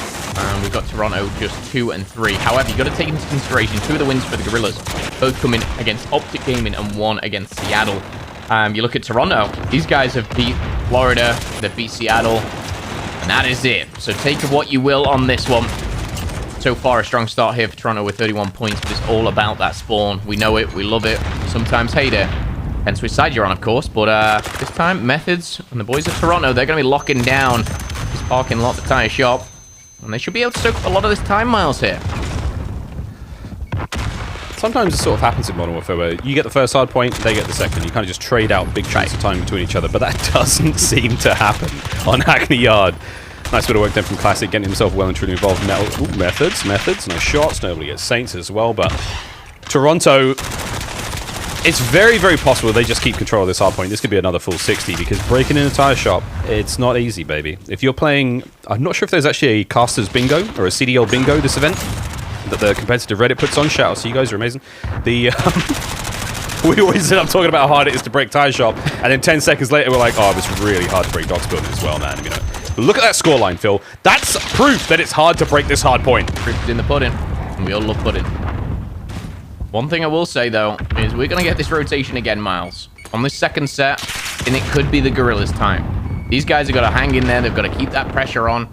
And right now, they've got hold of Smokestack. They're going to be trying to keep these guys away from them, putting down middle map and getting some points on the board. They're doing that, and they're doing it pretty well so far here. The 5 points is now 30 points. Saints, Aqua in the kill feed. Vance and Cammy shutting things down, but again, this is where Toronto, they might start thinking, you know what? You guys can have this one. We're going to rotate towards green. We're going to get this. Cammy and Classic finding all the kills in that kill feed. Very much purple here, represented by Ultra, with 20 seconds left on the clock. Aqua potentially dropping down, but no, he's going to keep control of top green. Yeah, so weird one. I mean, he's got to maintain control of the hard points coming up here next, but see that spread. Spawns there inside warehouse for the Guerrillas. Cammy's trying to maintain some sort of mid-map control. Now he's spawning him out towards that right-hand side of the map. Methods now cut across to him. You're going to see if he can't find those players. They move their way in and out of that second hardpoint position. He's not going to see Decimate hit that top wall. Lovely bit of work. Cammy backing him up. Bans getting himself in the kills as well. Cammy with that 16 and 9. He's been outstanding so far. He was brilliant in the search and destroy as well. And this has the makings of a game 5 already, but who knows, man? Still a long way to go in this hardpoint. Long way to go, Miles. I mean, if it's pushed to that, but you know, Toronto 120 points already. They continue this. We could have a hard point over in the next couple of minutes here if they just completely dominate. Cammy, he's found his 18th kill. He's got 10 deaths to his name, putting up a 1.8. Quick math there. And Saints is going to run straight into Cammy. Well, Saints is going to get the better of him this time around. 20 points still to go. Guerrillas trying to find something, put something on the board. Try and chain these hard points together once again. Again, going from bottom office over towards Docks Building, not too difficult. Spawns are very friendly. Blast. Good job. Just over the top of the barrel there, managing to get that kill. Keeping that mid-map presence felt. Decimating the next line of defense. Nice nade through the smoke. It's just the tag of the EOD there of Classic, and now Classic's going to try to make his way through that smoke as well. Good looking defensive hold here from the Guerrillas. Toronto now trying to make their break just through the defensive line. I mean, not even on the hard point yet. That's a good start for the Guerrillas here on Docks Building. Difficult to break. Oh, and here we go. Crossfire set up there in the car park. Out by the camper van we go, and like that, Toronto on the point. Yeah, and Guerrillas are struggling slaying-wise. One player in particular was shadowed and screamed from the rooftops is Vivid. You know, his hard point, his S&D has been great, but right now, map number 4 is 7 and 17, and it's not what you want to see. He's struggling clearly as he finds kill number 8. 150 to 69. The 100-point lead is nearly upon us here as Toronto have full control. Yeah, full control indeed. Even when we do see a little bit of control from the Guerrillas, they just get broken quite easily there. So, Hackney Yard, not the pick for Los Angeles Guerrillas, but still plenty of time to pull this one back. A little slow, has to be said. Cammy can't maintain control of that side of the map alone. Classic's going to go down as well, so finally the Guerrillas, our second set of the hardpoint rotations now, may well and truly have the advantage. 50 seconds here. You get the advantage though, right, Phil? But you have to still hold it. You and they're not able to do that. Look, up top of the minimap. Top of the minimap. Toronto's broken the spawns again. They've managed to flip them out. But there's the flip. Yeah. Toronto strikes again. And the one thing that they have is they have that privilege of having a huge lead, so they don't really need to challenge it, so they can all just flood the back, break those spawns, and luckily it worked out for them. Now they flood into the hardpoint with 30 seconds left. Oh my. We are seeing a struggling Guerrillas here on hardpoint Hackney Yard. Oh, Toronto, man. They're turning up, and Classic, He was a player with a rough map 1. Ain't happening here in map number 4. 19 to his name. Make it 20. Yeah, big kills, just rolling through them. They went from being the Toronto Ultra to now Toronto Ultra. I think we've adopted it with Phil. Methods mid-map. Can't quite get it all done in his own. An empty hardpoint for the time being, but once again, spawns on the right-hand side of the map. They're going to Ultra. That's what you want to be looking for. They could get it done here. 50 seconds for the win. They need to hold every single moment of it, but the way they're playing right now, and given the nature of this hardpoint, defensively, it is very, very possible. 215 to 84. The 100-point club is potentially upon us, like you said, Miles. This is not looking good, and I think this is where, when you're Guerrillas, you're almost... It's just like communications are poor, big size, you're thinking about map number 5, and what a hard point that you need to break. It's going to, of course, be the tire shop afterwards, trying his best, bless him, as we see one hop over the fence. It's going to be Vivid, but he's going to be shut down. The slaying power has been absolutely incredible for Toronto. Vance 15 and 7. He's got 2 minutes of objective time. He's been soaking it all up. He's been sunbathing it over there. Metals has found himself over a minute and 20 as well. But that was just such a one-sided map. It was, interesting to say the least. That was disgusting. Are the Guerrillas all tuck it out after those great performances in the first hard point and on the Arklov Peak? Or was this all part of the plan? We go into another search and destroy now for our Game 5. Big map coming out of Cammy. 32 and 18 for him. Massive work. And they may be all smiles, but now you roll back into the Guerrillas playground. Now we're into a search and destroy. This could well and truly be the masterful play. They managed to win those first 2 maps. They put themselves into a great position, because now it comes down to another search on Game 5. It ain't over just yet, though. But there are your stats. Boy, we've got a series on our hands, Phil.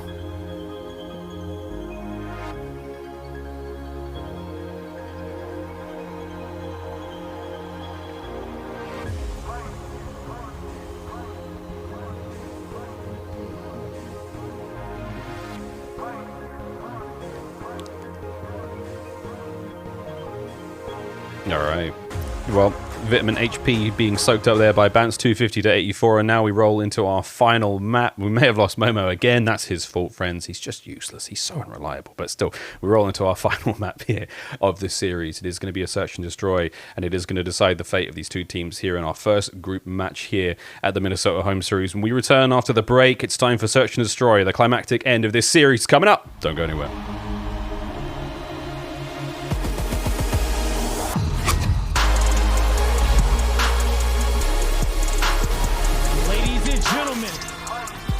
It's the moment we've all been waiting for.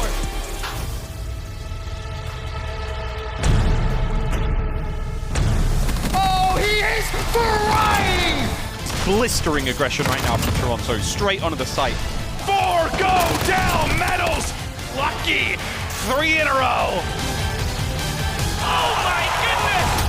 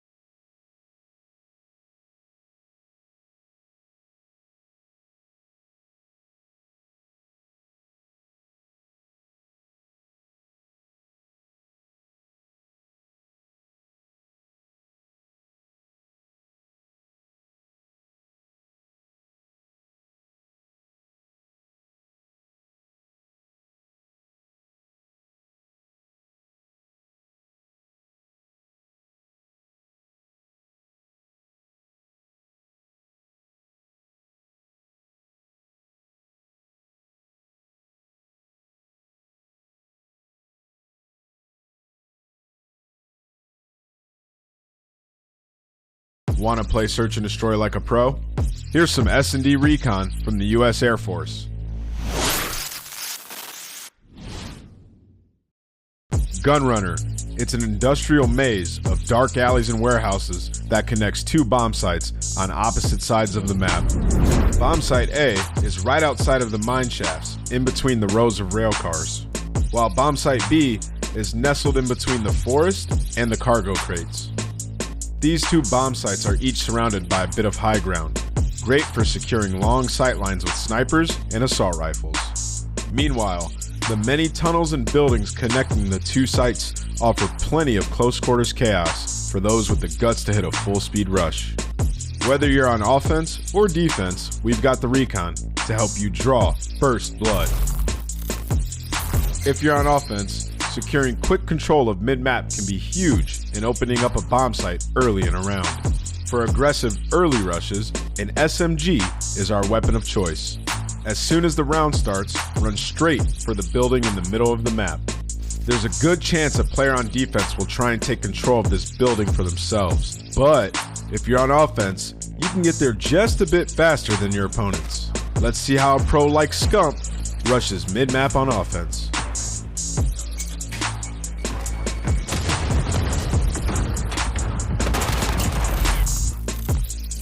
If you want to put pressure on both mid-map and bomb site B, check out this creative route for pro player Hoop.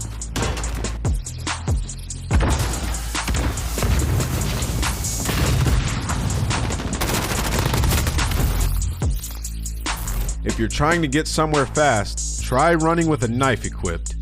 This will double your tactical sprint duration and shave a few seconds off your opening routes. If you're on defense, there's no need to go crazy and run at them. But if you still can't help yourself, check out how Vivid rushes mid-map on defense.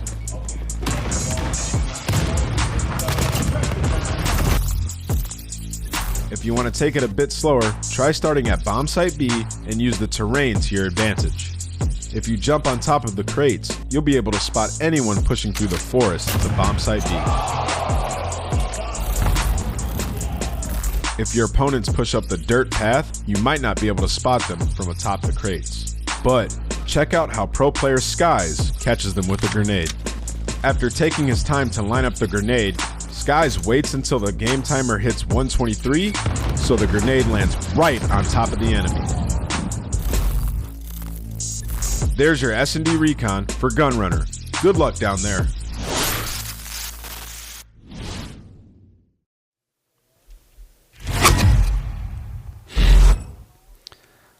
Well, now you know how to play Search and Destroy on Gunrunner. Let's see if our pros know how to get it done. Game 5 time now, friends. Toronto Ultra versus the Los Angeles Guerrillas, and it is going to be a Gunrunner Search and Destroy as we get into this one again. The first series here at the Minnesota home series, and it has not disappointed in the slightest. My bracket is looking very, very good, but I need a Toronto win to see this one go all the way. However, the Guerrillas have proven time and time again their excellent standings in the Search and Destroy.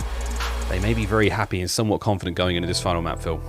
Yeah, I hope for that reason and that reason alone, Guerrillas do win, just to upset your bracket. I'm also 10 minutes away of unlocking 30 minutes of double XP, so I'm pretty hyped about that because I've linked all my accounts, Miles. But as we get into this one, as the games go longer, the more you can earn. That's what I've realized with all this going down. So I'm pretty excited about this. We're going into Gunrunner S&D. I know our club treated us to many a snipes, but I think we might see a little less here. And as beautifully explained by Nameless there, on the pre-show here, we are going to be going down on Gunrunner. See these creative routes, whether you're jumping through, top, mid. Interested to see how it all goes down. Yeah. Very, very important series for the Guerrillas again. Not just those CDL points, but confidence in this tournament, the confidence of this home series. Here we go. Big change with Saints, and he's done a wonderful job keeping things going, but going to do something big here on Gunrunner. Through mid they go. Slight pressuring towards B. Overextension, though, from the Guerrillas on that A defense. They're going to come up right in behind the Ultra push through mid. Comes Aqua. He manages to get one out of it. They bite back in a lovely way, 3v3. Classic copy, the Hugh Root. You saw him there. He was watching the preview in the middle of this series, but with 55 seconds left, we've got 2 players from either side gone down. It's now a 3v3 Saints taken down in the bathroom here as Bettles puts his team in an advantageous position. Now look at that bomb on that mini-map as well. Just kind of edging his way back and forward between A and B. Number 7 is going to be a key player. It's going to be none other than Aqua. The death silence was popped. It was also regained after that kill. Classy's going to have an important one-on-one. We'll find it on Aqua. Now it's all up to the man, the myth, the Vivid. Oh, Vivid. In a 1 versus 2. Bomb's about to be planted at A. He could time this very well. He's going. Dead silence. He's going. He's going. He's got the shots. So the bomb's gone down, but it's not going to be enough. Quick smoke just to cover the advance. 1v2. Peekaboo. Hello. Peekaboo. I liked it. I'm not going to lie. It was aggressive. He got there on point fast. He did what he could, but numbers prevailed. Classic. 3 magnificent kills that round. Each one of them could have essentially lost the round for his team had he not got them when you think back on it. Wonderful work there. Toronto, take the early lead. Okay, well, as we get into round number 2, Toronto, they've just won the previous 2 maps. They've won the first round. Confidence oozing through the Ultra squad right here. 2 kills for medals, 3 for Classic. Again, I kind of said at the very start of map number 1, Classic looks a little bit shaky. He has changed his whole series around, and already in round number 1 had a huge effect on the squad. It's going to be a big push towards A, though. Saint, that aggressor, is going to get that bomb down, or try to, as soon as possible. Here we get an early kill there from Vivid, just to the left-hand side of some methods on the defense. Trying to make his way back onto the site. Saint gets eviscerated there on the bomb. Classic down from behind. Great timing. Kill number 4. Blast. Nice tags. Just now allowing Bance to make his way forward. Get the SMGs in close. Bance gets the job done up close. Now it's on to him, and the 1v1 against Vivid. Lovely stuff. And a little bit of sauce. A little bit of seasoning. I just want to talk. Nice round. Oh, what a nice round there from Toronto. Bance and Classic.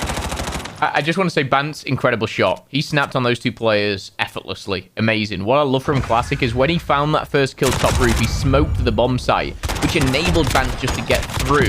It was very much a team effort, a cohesive unit. It was just like all the pieces of the puzzle coming together. Classic again.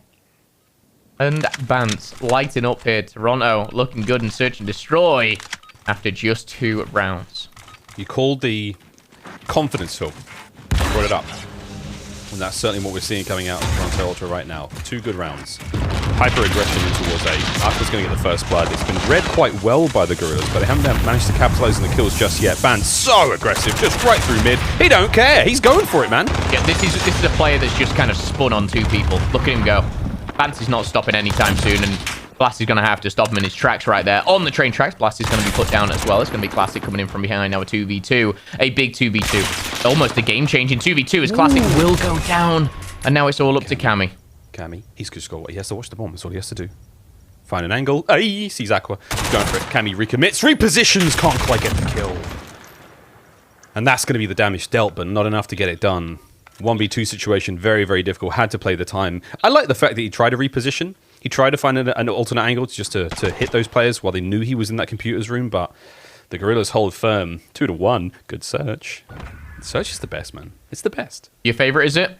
It's the best. I'm not the only one out there, surely. No, absolutely not. Search and destroy. It's been a staple. There's a reason why it's in every single one. It's incredible. It is. Miles, it's the best. Well, we love it. We love some search and destroy. Intense moments, 1 life. Sometimes 1 kill can make the difference here. Got a bit of objective sprinkled in there as well. But an important round gets picked up by the Guerrillas here in game number 5. He's just joining us here. It has gone the distance. I was looking at a lot of your guys' brackets as well, and you guys had this going 3-2 as well. So some of you guys are going to be very happy. You said you guys about 9 times then. You guys are my favorite. You guys are my favorite. 2-1 so far. 1 minute 10 left on the clock as the bomb makes its way in towards that B site. Mel's peaks once again. Man, he's the king of the peaks right now. He managed to find Classic in the showers in the first round. He's doing it again. Just those slow, creepy walks.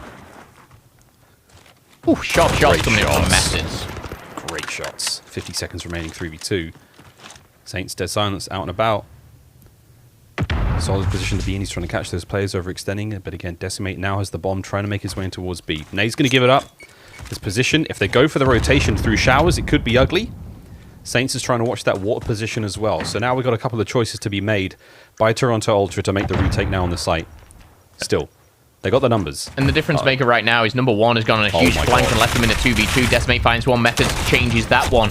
And now with the one player that was Classic who rotated right round the back, it was a 3v2 until he separated from the pack. Now he needs to go clutch for his squad. He's already 5-1. The difference maker he could be if he picks up this and the defuse.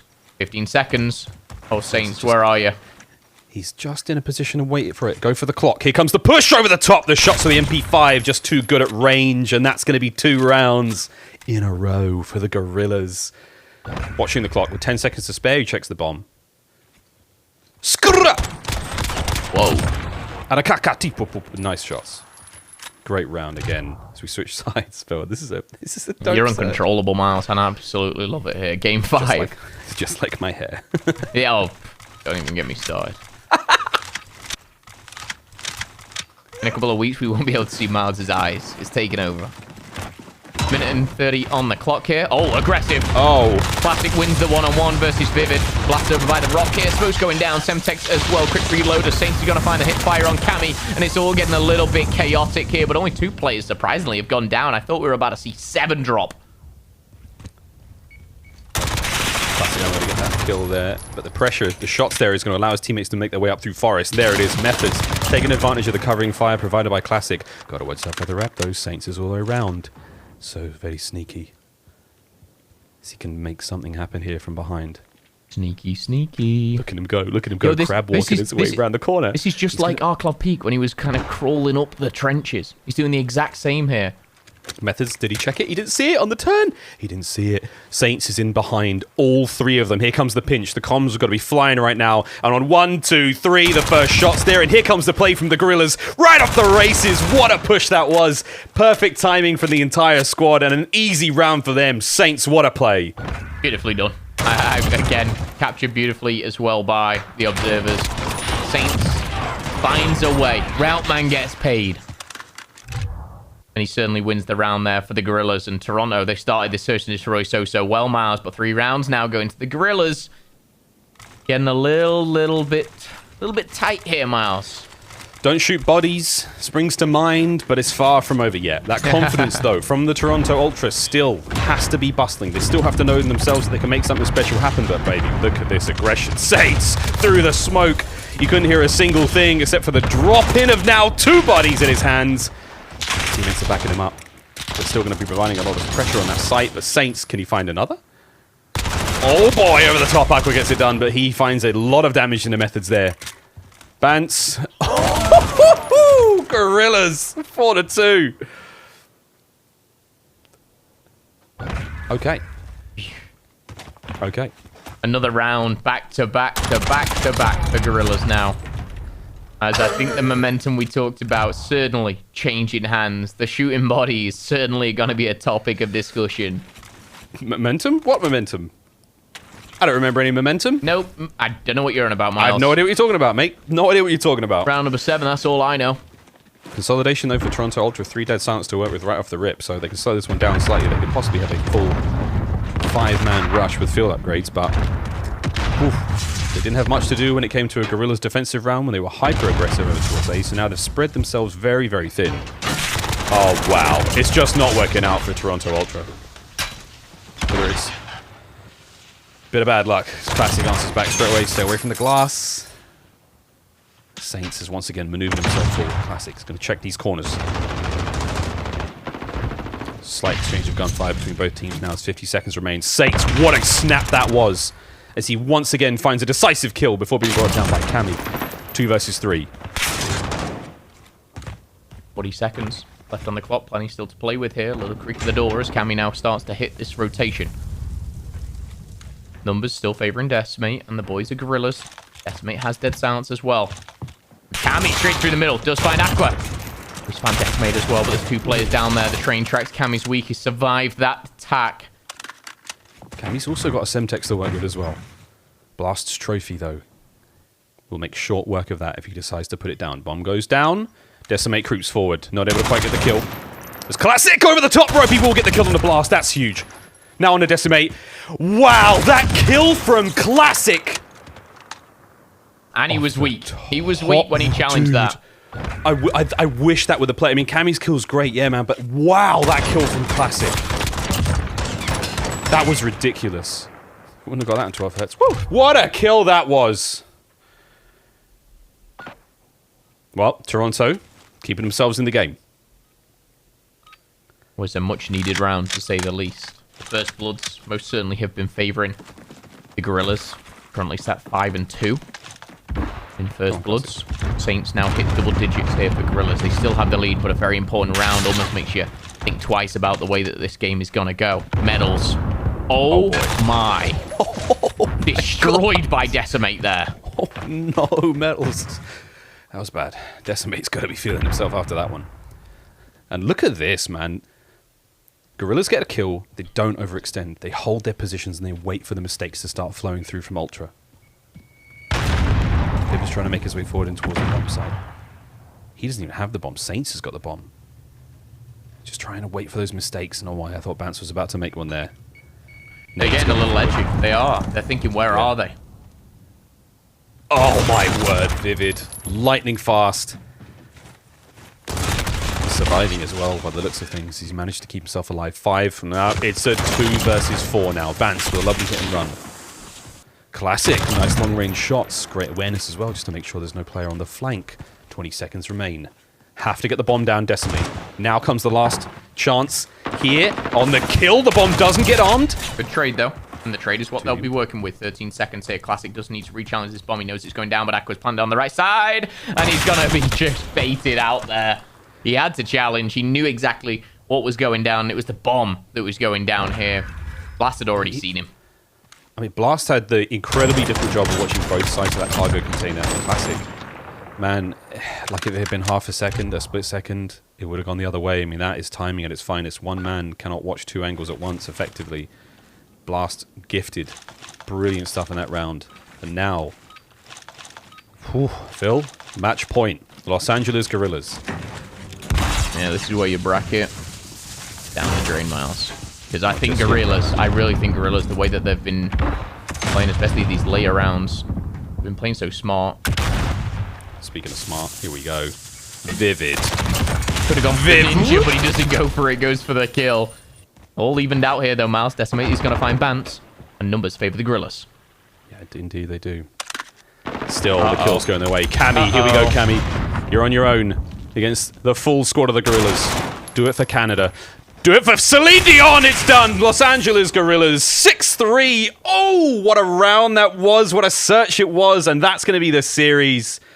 They get it done in Game 5. And wow, great start to the Minnesota home series. Certainly so. I tell you what, after 2 maps, I didn't think we'd be seeing a final go down in 5. But again, with 13 on the board from Aqua, welcome Saints to the Guerrillas with a victory. 11 kills in Search and Destroy. I think Saints certainly played his part in this series, and I think the Guerrillas, they're looking like a little bit of a different team. It was a series which I think a lot of people were looking at for different reasons. Yes, we've got the top 3, the big 3 in this tournament, but this was one where people looked at this and didn't really know who was going to take it. There was lots of 2s and pros, but we see the Guerrillas come out on top. Ultra, the struggles continue. Yeah, well, Guerrillas, after managing to take care of the, I don't know what to call them, the farmers, they were being milked so effectively by the Seattle Surge. Since that victory, they now managed to get a back-to-back against another team who has historically beaten them. So, brilliant stuff from the Guerrillas to open up the day here in the Minnesota home series. Cannot be disappointed with that one. And yes, I did scream the words Celine Dion on a CDL broadcast. These things happen. With our scuff player of the game coming up in just a moment, Saints, man. Saints. We keep saying his name, and with good reason. An absolute standout for his squad. He and Vivid, a couple of standouts, a pair of them, to be honest. But brilliant, brilliant stuff from both of them. They transformed Los Angeles Guerrillas. Newfound vigor here in that scuff player of the game. It was Saints. The long, slow wrap. Imagine the quad strength of that man to stay that low and move that far, Phil. He embraced his tiny terror inside of him. That's what he did. He got low. And boy, did it work out for him. And it was just patience. Search and Destroy, a lot of it is, you know, rushes and routes. But this was just patience. He flanked so late and he didn't even get the final kill. But he would have. No. And his teammates, you saw, he kind of jumped around those crates at the right time. Pinched perfectly as well. But again, good positioning from Saints. It wasn't the first time we saw it. We saw him, like I said, down in the trenches on Arclop Peak.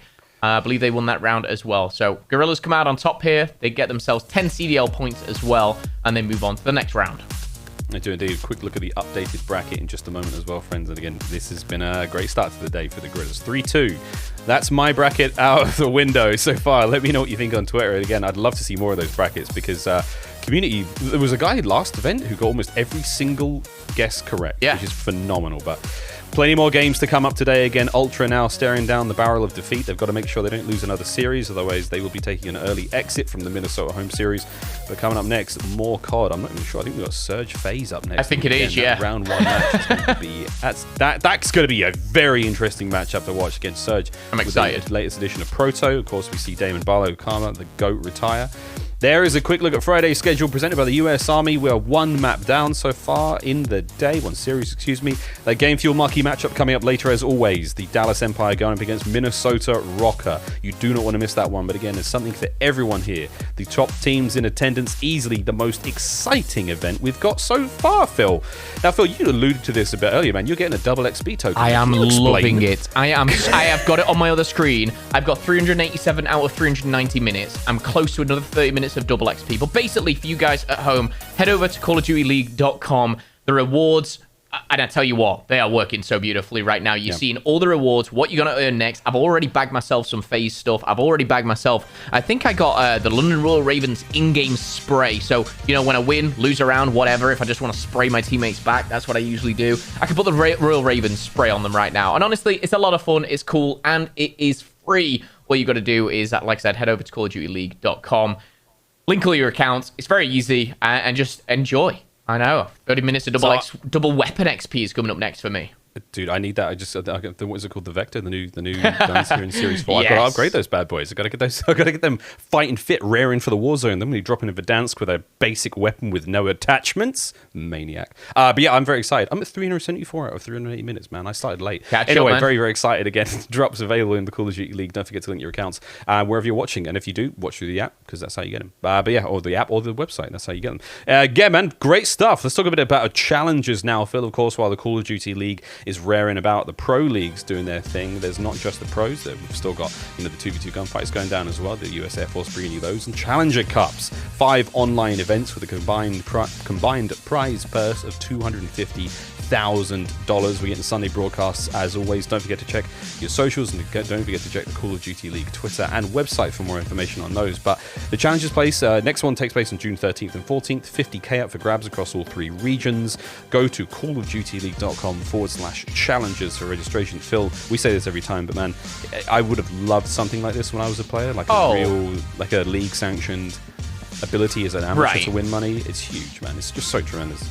Incredible stuff. I mean, we're talking over a decade ago when you were playing, Miles. You know, it's been a while, but again, we go back to those days. These numbers are very different. Excited to see, obviously, for you guys, whether it's amateurs, you know, ways to get through, path to pro, challenges, $250,000, the millions that spread across this. It's incredible just to be a part of, honestly. It's genuinely a pleasure, I'm sure. Speak for myself and Miles when I say that. But overall, Map 1, Game 1 is done. We see Guerrillas take that one. I think that is a little bit of a shock. If I was to maybe put it out there and see what you guys were thinking, I would have said probably the favorite going into that was maybe Toronto.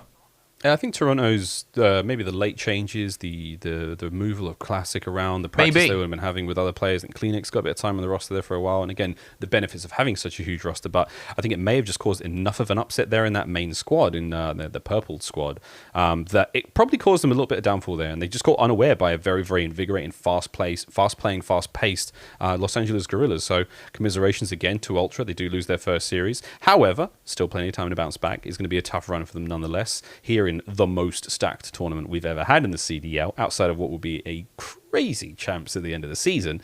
But at the same time, cannot give anything away from the Los Angeles Guerrillas. We have given them a lot of flack. We have given them so much flack. Yeah.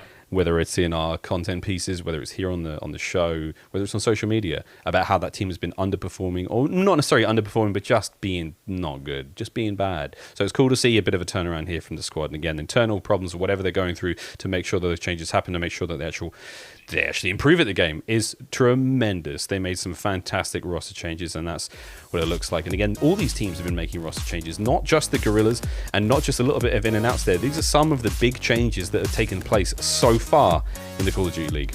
There's been a lot of them, and it's been a wild ride for sure. For me, the one that sticks out is Karma being retired, and Abel obviously out, Proto and Panda. That's for the Seattle Surge. I think, you know, that was a change that was needed. You know, you look across the board as well, and these changes have not come from just the bottom teams. We've seen teams like Huntsmen, Mutineers, they came off a victory, you know, and they've made a change as well. Morks has been put out for Awakening, as you see there towards the top left, and that's something that we're excited to see more of. I'm very excited to see Awakening play. I know last year he was in the amateur side of things, and, you know, speaking to the community, speaking to you guys, everyone was excited to see this guy kind of flourish, and kind of said to me, you know, he's going to be that next amateur that breaks on through and dominates as well. We see Mac do something similar. Can Awakening be the next one? It's very possible. We're going to see his debut performance here in the Call of Duty League later on today for Awakening, playing for the Florida Mutineers. And yeah, you look across the board there, and there's a lot of those changes have been very, very beneficial. Right. There's very few teams there where you think a change was made and they didn't have some form of success, whether that was map wins, whether that was series wins. It's very, very rare that we actually see a change happen and we don't celebrate it. So, I mean, the biggest one, obviously, that top rate Lacefield Eggs and Saints going out for Vivid Blast and Spark. Yeah. They didn't exactly find the results initially, but at the same time, everyone else is doing great. So, excited to see exactly where we go from here with those team changes. Will there be any more? Obviously, later into the season, very, very risky to be making those changes, but that's not up to us. That's going to be up to those coaches and GMs to make those tough decisions. Now, as Phil and I meander on here in what was a fantastic series, we will have more games coming up later on today. A couple more. We've got 3 more series coming up later today. And the Friday here of the Minnesota home series has not disappointed whatsoever. Phil, big major takeaways from you, brother, on that last series. And again, Guerrillas, shout outs to them. Yeah, I would say Saints, big impact, obviously, in regards to, you know, the Guerrillas. Congratulations on a big victory. Ultra still work to be done, but they made it a series when it was nearly all done. Overall, an excited one to kick off day number 1 of the Minnesota home series, and I'm excited for this next one and the many more to come. I mean, this is a very, very unique event, Phil, in the fact that the Huntsmen, the Empire, and of course Atlanta FaZe are all coming into this event as winners. So when we come back after the break, plenty more Call of Duty League action. Thank you very much on behalf of myself and Phil. See you in a minute. This is our crazy event. One of the most stacked groups we've had throughout the entire season. Atlanta FaZe, your Florida champions. Salium, a huge clutch. Dallas Empire second home series win. Not 1, not 2, but 3 clays are going huge for Dallas Empire. There it is, Octane doing what Octane does. Røkkr, clutch up once again. The Røkkr are lighting it up. Huntsmen, show who's on top. Stevie, stop it! They will be your Seattle home series champions. Florida, close it out! Pharaoh, he finds another one. Ultra have done it. First time getting out of group. The kill feed all purple. An absolute rampage from Decimate right now. Real fast, he fights 2. No, that's ridiculous.